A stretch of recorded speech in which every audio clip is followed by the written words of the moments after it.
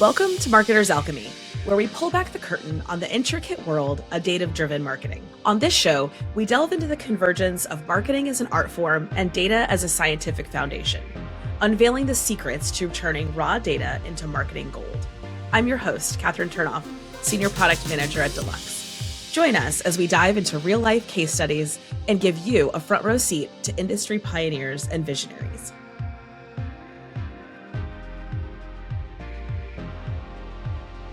Welcome to Marketer's Alchemy, turning data into gold. I'm Kathryn Turnoff, and I'm joined today with Ari Sheinkin, CMO for IBM Consulting. Welcome, Ari. Thanks, Kathryn. It's great to be here. Good to have you. So you're a legacy career guy. Can you talk to us about your journey within IBM? I have been in IBM going on 26 years. To go back even one step before that, before I joined IBM, I started post-college in filmmaking. My dream was to be a filmmaker. Okay. As I moved to Austin with my brother and worked for 6 years in independent film, and if I'd been better at the creative side, I may have made a whole career of that in Hollywood.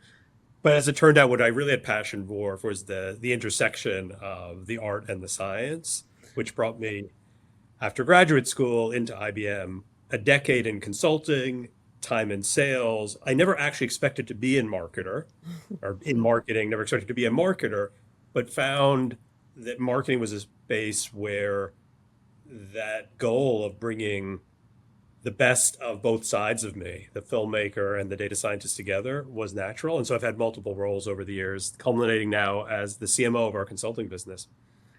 I love that. I feel like it really does take that creativity. I think marketing allows us to be so creative. And then when you mix it with the foundations of data that you have as a data scientist, like that is really what allows companies and really programs to shine and be their best. So I love that that's your experience. That's great. People used to ask me about how do you jump from film to data science at IBM. And I was always puzzled by the question because it always felt so natural to me that, of course, data is another language that we can talk about and understand the world through. And so bringing that together to the art of trying to engage with people in marketing made perfect sense to me. Definitely. Throughout my career, I've had the pleasure of working with a very, very talented group of data scientists. And they took something that was not very familiar to me and really, that I love how you say it, like they made it a language for me that I can now, we won't say fluently, I can get by in the data country if I had to. I know where the El Baño is, right? I know where the bathroom is. Yeah. I can order some food. I can get around. So let's head into our first segment, Alchemy Unveiled, Mixing Marketing Potions. Can you tell us a little bit more about your data first principle at IBM? So much of marketing starts with the basics of how well do you understand your customers, and what's the message you're going to put in front of their customers, and what's the channels of getting in front of customers. And so in my 26 years of doing this, I see a lot of our customers get confused, a lot of the people we consult with, including internal to IBM, with platforms and the latest cool technology. But so much of what we're able to do in marketing starts with how good is our data, how good is our understanding, particularly of customers. And so our data first principle is before we implemented, in our case, Adobe, before we implemented Salesforce, before we did a big partnership with any of our vendors, it was how good is our data? The day I joined marketing, actually, I got a call from our CEO who said, just quickly, tell me how much web traffic we have at the company. That's easy. So, what to check? No one could tell me how much web traffic we had in IBM. And it was a really important moment, seminal moment in my career, because we couldn't not answer the question because we weren't instrumented. We had Google Analytics or Adobe Analytics in place.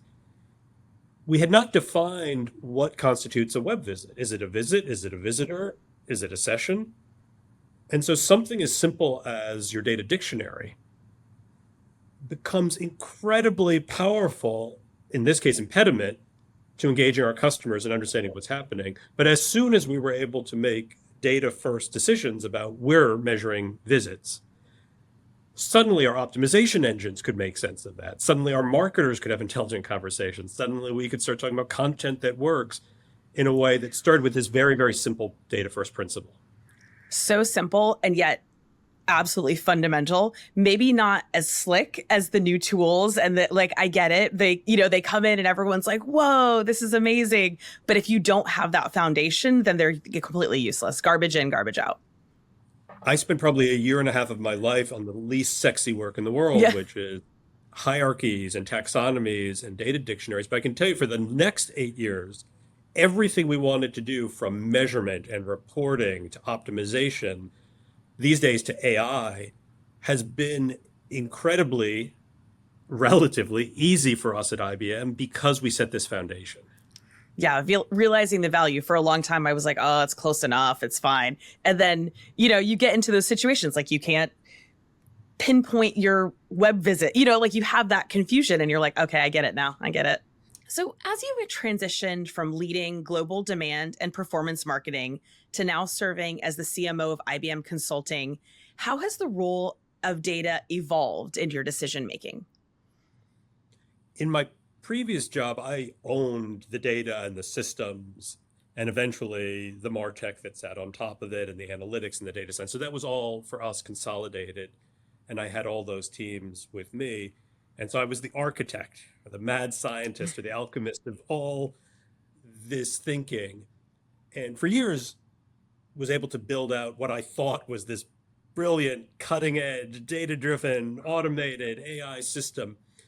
And now, suddenly, I'm a consumer of that. Mm-hmm. I'm a user of it. So everything I thought was right and everything I built over the last years, I am now testing and seeing how smart I was, in fact, and how well it works in the real world, and how much all that consulting and advice I was giving just a few months ago works in practice. What changes would you make? Do you have any like concrete things that you wish you could go back and tell yourself? The best thing is I actually, more often than not, I'm really happy with what we have. I Mm-hmm. feel the foundation of the systems are really good.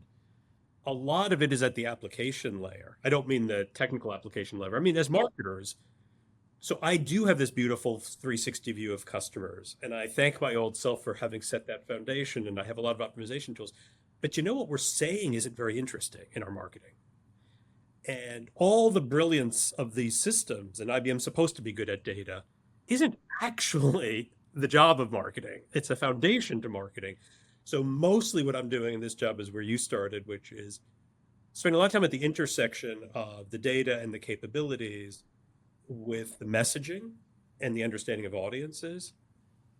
I am sure as I spend more years understanding that and more time in this job, I'll go back and have thoughts about how to build that more organically into the data systems. But Mm-hmm. part of it's what you said in the beginning. It's just bringing the two sides together. Yeah. Are there any specific insights that have become more critical to you? The way that consulting works, if you think of any big consulting firm or any services firm, the way decisions get made are really complicated. So the things IBM sells are often $100 million multi-year implementation. Not as if you say, well, if I offered a discount this week, would someone buy it, right? Or if I knew this one person, it's not like selling toothpaste or a car, it's just a different function. There are 17 different decision makers involved, and they come from a financial perspective. Is it a good ROI? Or they're thinking about their line of business. Is it good for me in my job? Or they're thinking about growth, or they're thinking about cost. All those factors come in, and I need to talk to them simultaneously. And I need to be able to orchestrate. So a lot of the data science that I'm spending time now back with my old team is the idea of buying groups and the complexity of the buying dynamics when you have to message and engage with 17 different stakeholders and all their influencers at the same time.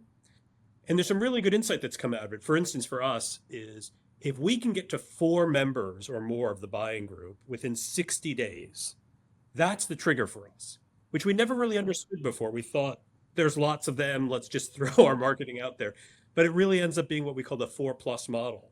4 or more members of the buying group in 60 days on message, and we see a 4 times increase in our conversion rates. That's amazing. I love that you have that granular of data and that you've also used it later. I mean, I think that's really amazing. When we take into account the complexity of the buying group, how does that change how you might look at performance and measuring your success if you have to, please so many different stakeholders? It gets really practical in that our systems are built. If you think about a traditional Adobe or Salesforce implementation, they're often built on a transactional basis. I've had a lot of conversations with those companies that their systems are more designed for B2C than B2B. So what happens is we might run a series, a campaign, has an event, it has some media, and we're tracking our registrations and we're tracking our engagements. So I may, for simplicity's sake, I get 100 engagements. But 100 engagements in a consulting business matters in this 4+ model. How many accounts were they? Because if it's 100 different accounts, I got one each, that's almost worthless to me. If it's 25 accounts and I got to 4, that's better. Even better is if it's 10 accounts and I'm doing 25 each. And then even within the 25, well, is with 25 of the people in the same department, or did I get to the different dimensions of the buying group? And so there's a level of detail that we're still pushing the bounds of. We're not all the way there by any means. That just opens up in front of us that there's a real science to buying groups that I don't know. I've asked almost everyone in the industry, so I'll ask you too, but I don't know of anyone who has really cracked yet. And I love that we're on the cutting edge of that. I love that. I know. I feel like that is definitely not something we hear a lot on this show, especially the depth of it. And it feels like maybe an ever evolving target. I would love to kind of stay in touch with that and kind of see how that transforms and comes to light for you guys. Well, I do think it probably has implications for B2C too, as we get further into B2B, to say maybe other kinds of decisions that we think of as simpler actually have more of this complexity. It's just more obvious that there are buying groups in a B2B context. But what if buying dinner or where you're going out, that's probably a buying group decision. Yeah, and how do you market to different stakeholders simultaneously? Yeah, I love it. I love using those tools to kind of finesse the art of it, right? So let's move on to our next segment, From Nuggets to Campaign Gold. We always love learning about specific campaigns, especially ones that use creative or unique ways that we're using data. Can you share how you might be using data in a unique way or creative way in some of your recent campaigns? Yeah, I'd love to share with you something that's going on now. And for people in New York, they can check it out because it's in Grand Central Station and the train's coming in and out. For context, let me actually step back and say, a lot of our marketing in IBM is quarter to quarter focused on demand generation. IBM is a brand that most people know. We have a lot of work to make sure people understand what it means for them.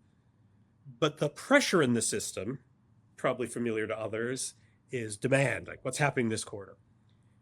And so there's been this historic debate for us and for others about, well, what's the best path to demand? In my new job, I've got to generate a little over $100 billion of demand every year. So just think about waking up in the morning and saying, all right, where's that 100 billion going to come from tomorrow? Right. No pressure. A lot of what happens is we get so focused on demand that we sort of rush to that product and we want to, first time I'm meeting you and I'm talking to you about, do you want to buy this product today? And that's hard for IBM, especially the things we sell. Yeah. Last week, we kicked off a campaign in Grand Central Station, very simple out-of-home placement of advertising. We've been running things there for a while that were more on our traditional, we got to get demand, so let's put some product messages up there. We tried something different last week. We took a piece of research from our thought leadership group. Okay. It was about how bankers are thinking about AI, what matters most to them. And we just turned it into a nice graphic and put it up in this very simple sort of poster format. And the response has been amazing. Mm-hmm. The visitation rates, the paper that underlies the research went from 2 or 3 downloads a day to over 400. Wow. And part of the most amazing part, so the science is there, the creativity is there, all the things you'd expect from marketing. Mm-hmm. The eye-opening part for the organization, even talking to my boss this morning, who runs the CEO of our consulting business, it takes the tension out of this problem that we were always misinterpreting. How do you get to demand? Mm-hmm. Well, you don't always rush to demand. We created more demand in the last week by taking a step back and saying, let's introduce ourselves. We're interesting. We have a point of view. We have thought leadership we can share with you. And we're not selling anything today. And by taking that approach, literally today, live, Grand Central Station, we're seeing 200 times the engagement with the stuff that matters to us. It was eye-opening, even at this, like I've been doing this 26 years, and it's still, as of this morning, a really interesting conversation that we're learning from. I think it really is. I think we talk about it, and as consumers, we feel it too, right? I'm tired of being sold to. But I think when it comes down to the discussion between brand or demand, like that demand always seems to win, right? Even though we kind of know it and feel it, like I feel like, especially within Deluxe, a lot of times that kind of wins out in the direction that we take. What were some of the conversations and how were those shaped around kind of going with your gut? Or maybe there was data involved, right, to take this different approach? There's actually a lot of data. When I took the job, I had spoken to the leadership team on the sales side a lot about, we're going to create demand, but we're going to do it through consideration. It may feel uncomfortable at some moments, but I ran them through real data that 93% of people, customers who buy our kinds of services, will buy from someone who's on their day one consideration list. So in a really practical sense, if you're sitting down and saying, well, who am I going to use for some cloud implementation?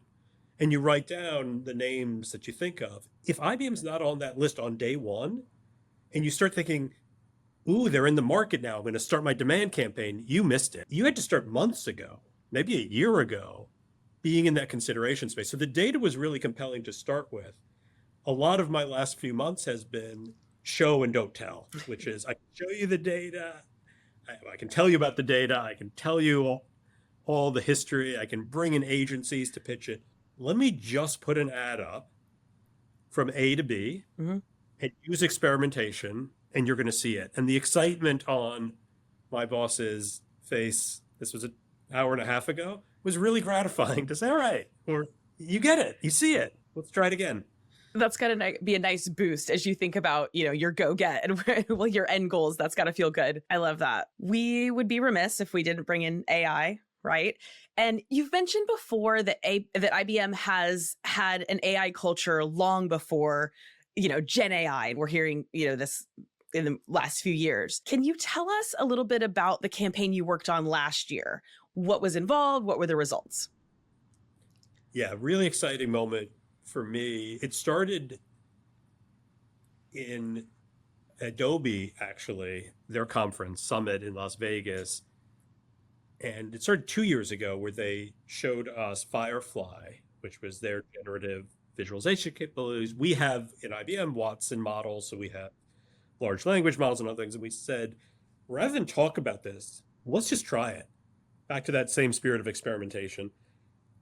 The product wasn't even released yet. We had the Masters coming up, the US Golf event, IBM sponsors. We said, let's just try. We have a month. So we'll put everything through the paces and we'll see what works and what doesn't work. Lots of lessons learned from that. But this was 2023, and we ran the campaign, and it was the best performing campaign of the year for social. Orders of magnitude better than anything else we did. And the thinking was not, oh, wow, AI should do everything now. It was, AI has come far enough along, both in the language and the image models, that it is a really important tool to build into our processes. Last year, we were back at Adobe Summit, back in Vegas. And for those, if you Google it, you'll find IBM took over Vegas, including the Sphere. We turned into a fishbowl. It's a good ad. That creative that went from an experiment in 2023 that happened to be the best social to we took over the Vegas skyline with content generated by AI. And so this campaign year to year has evolved from let's test something. Wow, that really works to that is the basis by which we can run one of our major campaigns and take over a city of the year.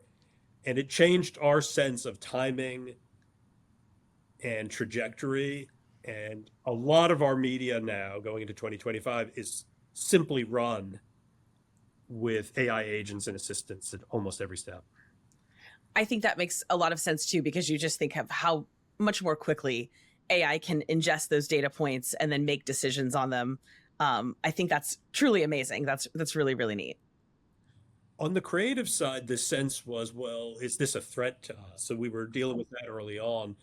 The campaign we ran last year with the Trust What You Create was the name of the campaign. And the idea was at the fishbowl, there were all these goldfish type things, but they were corrupted by funny ways. So the images had to be funny takes on what would go wrong if an AI model hallucinated a goldfish.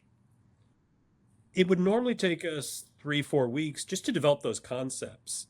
AI, in that case, for the creatives, I'm not even talking here about, say, the content supply chain, got that down to 2 days because it just helped creative people visualize. And suddenly the creative people felt like, oh, this is not a threat to me. This lifts me up.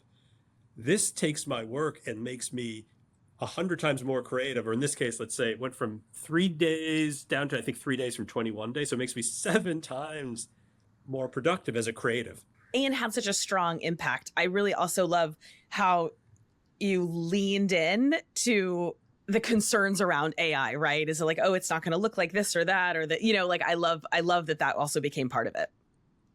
Yeah, the marketing is about AI, and the fact that AI helped us generate the AI about AI is a glimpse of the future. AI has humor about itself. I think that's great. It does. As a B2B marketer, what are the biggest challenges you found with your data? The biggest challenge is about integrating from different sources to get a view of the customer. People talk about 360 views all the time. Mm-hmm. And then in B2B, it's not just of the individual. Then you want to put those individuals together into their accounts and their departments and their buying groups and understand the interactions. So at a given account for IBM, we may have 1,000 interactions this month with a bank, something that's a target customer for us. Making sense of it. What does it mean? Where is their interest? What's the next best action? When is it time for a consultant to make a more sales-oriented call? When does it make sense for marketing to invite them to an upcoming event? Most of that, in my mind, is technically it's a data integration problem. But from a marketing, it's back to that buying group, user groups, it's a storytelling challenge, which is why I find B2B so interesting and so provocative. I don't think it's the kind of thing we're going to solve in 3 months from now. Right. It always pushes the bounds of what the data can do. I think we have challenges there, but then to add another layer of complexity, let's talk about marketing for you in different countries, right? So how does the data look different or messaging look different across channels and in your practices as you bring in kind of a global view? We made the choice some years ago to centralize our data and our processes. So I'm very happy to say that today IBM really has one core repository of data. We, by the way, do it ourselves and we feed it to our agencies and our partners, but because data is the gold. It is, our old CEO used to talk about it is the natural resource of business. You do not give your natural resource to your agency. You don't outsource it to someone else. Yeah. So we have it very centrally, and we're able to function across our different markets, even with different rules and governance from a more centralized model. I shared with you the idea that even ideas like GDPR in Europe, which marketers were really concerned about in IBM and around the world, ended up being a positive for us in the sense of instead of thinking about the restrictions of what you could do with data, we step back and start to say, well, what's the underlying principle of GDPR? Where did it come from the customer's perspective? It came from wanting to be respected. It wanted to own my own data. I want ads to be relevant. By the way, those are all really important principles for IBM. That's how we operate as a company. And so embracing that meant marketers, if you want to get the customer to engage, GDPR is not a restriction on you. It means you have to do better marketing. Be more relevant. Be more personalized. Make them click yes. And net, when it was done, we were more positive in Europe in terms of engagement. But it took a different attitude and maybe a different paradigm of how you think about data, especially in markets that have more restrictive rules. Definitely. I feel like that is today my takeaway, right, is the IBM theme of like really getting to the heart of those things. We're tired of being sold to. We want to be respected and have our data be kept private.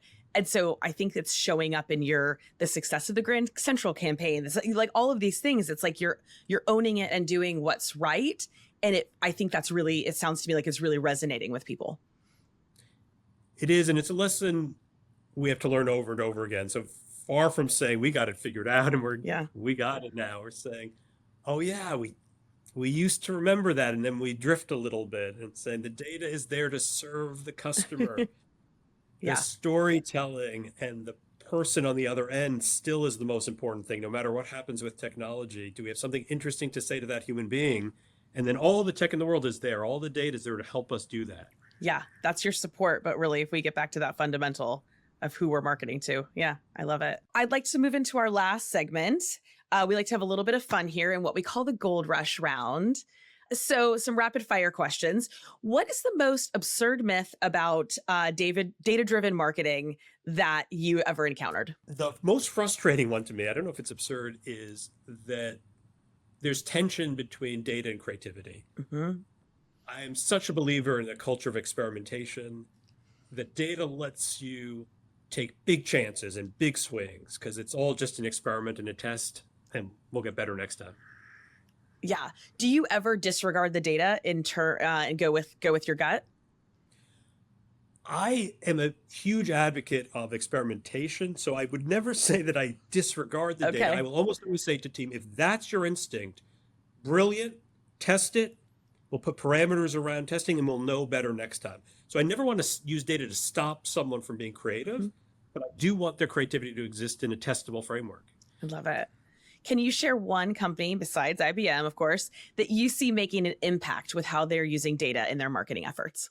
I'll take you way back in my career just because it shaped a lot of my thinking. When I was a consultant and I was on the road every week and flying to airports, I was amazed by Hertz. I don't know if you remember, it's so old now, but you'd get to the airport and they had the gold boards and you'd get off the plane and half the people would be waiting in these long lines and other people would walk up and their name was on the board.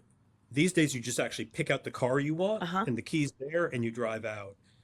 And it struck me so much of the data and the processes and the systems behind that, but for the customer experience. Yep. Yeah. And over the years, I've always been interested in the customer experience side of things. Technically, I think the groups that are actually best at it in the world are casinos. Whether it's manipulative or not, just really understanding customers. Human behavior. Yeah. How behavior works. And so I aspire to how could you bring that to our business? If you could leave our audience with one thing, what would it be? The thing I spend the most time talking about internally and externally is this idea of culture of experimentation. Mm-hmm. So my mantra of culture of experimentation means the best data in the world doesn't sit in a database. It's not locked away and a data science can look it up. It exists in the world, and the way you get it is by putting your ideas and your creativity into the market in a way that lets data come back to you. And it's that data that comes back to you that is going to open up your eyes to what's possible, whether it's an AI campaign in Vegas or whether it's taking over Grand Central. The idea of your experiments, your creativity unleashed in an experimental framework in a culture that just says, yeah, let's try it, is the most powerful way I have found of merging the art and the science. Perfect. And perfect for our show and the tagline. Thank you for embracing that. Yes. Thank you for teaching us the alchemy of marketing. This is one of those beautiful ingredients. Agree. Well, thank you so much for joining us. This has been fascinating and exciting. How can our listeners learn more about what you're working on? Because I want to know. I know they want to know. The best way is always, if you come to IBM.com, especially IBM.com/consulting, you'll see our actual work. And then LinkedIn is always the best forum for me. And come and find me, come and talk, come and chat, come and share your stories. I love to learn. Well, thank you so much. To never miss an episode, subscribe to the show wherever you listen. I'm Kathryn Turnoff, and this is Marketer's Alchemy.